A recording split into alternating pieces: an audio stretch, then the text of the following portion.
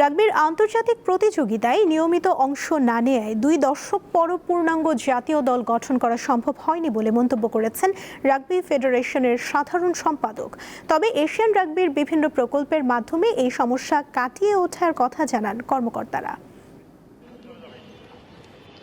শেষ কবে রাগবি জাতীয় দল মাঠে নেমেছিল এমন প্রশ্নের উত্তর খুঁজতে যে কেউই সাহায্য চাইবেন গুগল সার্চ ইঞ্জিনে, কিন্তু ক্রিকেট কিংবা ফুটবলের ক্ষেত্রে তেমনটা একেবারেই বেমানান। কারণটাও স্বাভাবিক, দেশের রাগবি নিয়ে তেমন কোনো খোঁজ খবর রাখেন না কেউই। অথচ 2006 সাল থেকে এই খেলাটি বাংলাদেশে প্রচলিত হয়ে উঠেছে ঠিক, কিন্তু 20 বছরেও পুরোপুরি গড়ে ওঠেনি নিয়মিত জাতীয় দল। আর্মির অনেক প্লেয়ারগুলি আমরা হারিয়ে ফেলছি, কিছু কিছু এজেড হয়ে গেছে, আর অনেক প্লেয়াররা দেখা গেছে আর্মিরা নিজেরা ছাঁটাই করে দিচ্ছে, বিকজ পাস্ট কোনো ইন্টারন্যাশনাল ইভেন্ট ছিল না।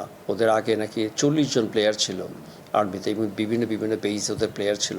এখন টোটাল আমরা 22 জন প্লেয়ার পাচ্ছি, এমনিতে 18 জন হচ্ছে নিয়মিত প্লেয়ার, বাকি আপনি 4 জনকে আপনার রিইনস্টেট করা হয়েছে ফ্রম ডিফারেন্ট ডিসিপ্লিন থেকে। পুরুষ দলের পাশাপাশি নারী দল তৈরির বিষয়ে কাজ করে যাচ্ছেন ফেডারেশনের নীতি নির্ধারকরা। দেশের বিভিন্ন জেলার ট্যালেন্ট হান্টের মাধ্যমে গঠন করা হচ্ছে দল। আমাদের মেয়েদের national team is very ready for their official debut. So আমাদের আগে যেসব প্লেয়াররা ছিল, গত কমিটি 2-2.5 বছর দেশের পরিস্থিতির জন্য ওনারা কোনো গেম ডেভেলপমেন্ট কোনো কিছু করতে পারে নাই, বাট আমরা ওইটা ওনাদের থেকে নিয়ে আমরা ওইটাকে এখন সুন্দরভাবে করে একটা ফিনিশিং ইয়েতে আসছি। আমাদের স্কোয়াড ইজ 99% রেডি করে আমরা খুব শীঘ্রই আমাদের মেয়ে টিমকে আবার রিলঞ্চ করব। গেল সপ্তাহে এশিয়ান রাগবির আওতায় ঢাকায় আয়োজিত হয়েছে try together school rugby tournament. মূল উদ্দেশ্য পাইপলাইন তৈরি, কিন্তু মাঠের সমস্যা বেশ ভোগায় ফেডারেশন কর্তাদের। দায়িত্ব পাওয়ার পর গেল 8 মাসে মাঠের খেলায় সাফল্য আসলো ভেন্যু সংকটে তারা। নভেম্বর ডিসেম্বরে আমরা স্টেডিয়ামটা অ্যাভেলেবল পাবো।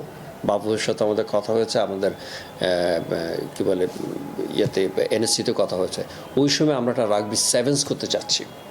যদি সক্ষম রাগবি সেভেন্স মানে আপনার 7টা 8টা 10টা টিম আসবে, এবং এটা হলো বিভিন্ন ইন্টারন্যাশনাল টিম নিয়ে একটা টুর্নামেন্ট হোস্ট করতে যাচ্ছি ওখানে। তো ওইটার জন্য আসলে 1 বছরের এই প্রিপারেশনটা সব কিছু মিলে যেন আমরা একটা স্ট্রং টিম করতে পারি। খালি টিম আসলে তো হবে না, গেলে তো হবে না, টিম তো জিততে হবে। আমরা এই জন্য স্কুল, ইউনিভার্সিটি, ক্লাবগুলি ডেভেলপ করার জন্য এই সময়টা নিচ্ছি। তারপরও থেমে থাকতে চান না বর্তমান কমিটির কর্তারা। ঘরোয়া টুর্নামেন্ট আয়োজনের পাশাপাশি দেশের বাইরেও বিভিন্ন প্রতিযোগিতায় অংশ নিতে চান তারা। মোহাম্মদ হাসিব, দীপ্ত স্পোর্টস, ঢাকা।